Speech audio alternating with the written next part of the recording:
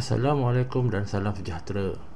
Sejak akhir ini kita sering kedengaran bahawa semasa mengendalikan Google Meet, terdapat partisipan yang tidak dikenali memasuki ke dalam GM kita dan seterusnya membuat gangguan-gangguan yang tidak elok, di mana mereka ini boleh memaparkan gambar atau video yang tidak baik. Perbuatan mengambil alih share screen dari admin sering berlaku. Bukan itu saja, bahkan terdapat mesej-mesej yang tidak sedap dibaca dalam ruangan komen.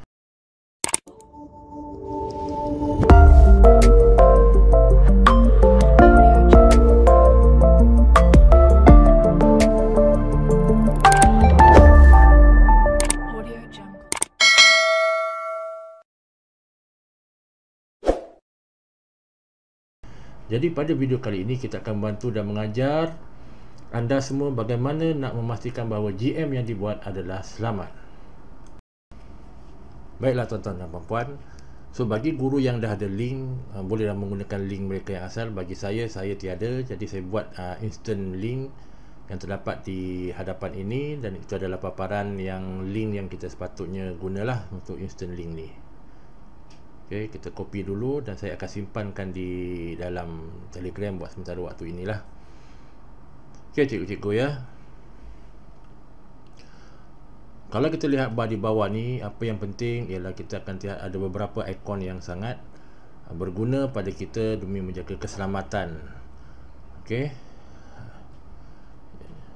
Jadi apa yang kita perlu buat ialah kita akan klik dulu. Kalau macam saya ni, terdapat ada satu toggle untuk auto admin. Jadi saya kena offkan dulu. Saya kena offkan dulu supaya mereka tidak boleh masuk dan kita akan mengawal kemasukan ini.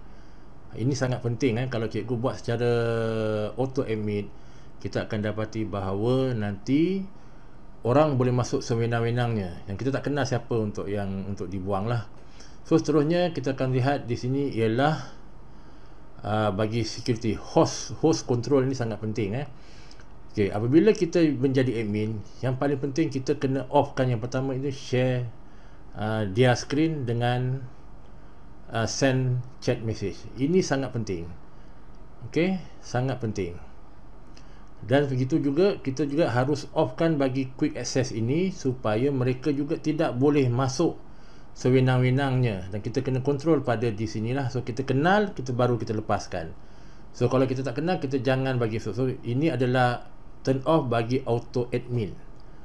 Jadi itu saja cikgu bagi yang kita lihat. Dengan adanya cara ini, mereka tidak boleh mengambil ataupun tidak boleh mencuri kita punya share screen kita. Hanya admin saja yang boleh memaparkan boleh memaparkan slide yang kita nak tayangkan tu lah.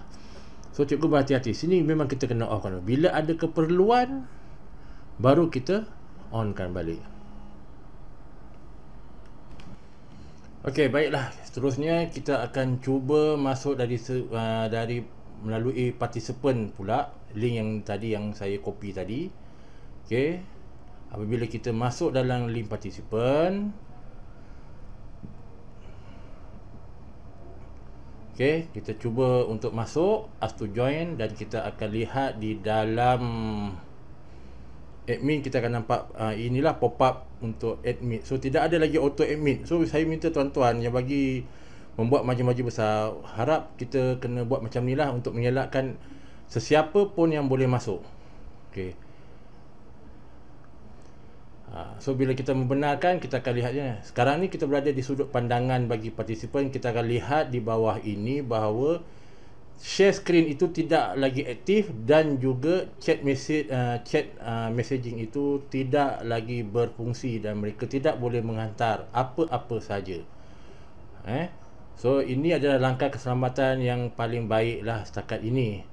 So kita boleh menayangkan video dengan baik. Tapi jika cikgu melakukan pada murid-murid, kalau apabila perlu, cikgu onkan balik. Cikgu boleh onkan balik. Kemudian kita lihat button share screen dan juga chatting dah boleh aktif balik lah. So dah boleh menulis. So kita nak memastikan bahawa ketika kita membentangkan atau mengajar, kita tidak mahu orang ganggu. So admin berhati-hati, admin berhati-hati.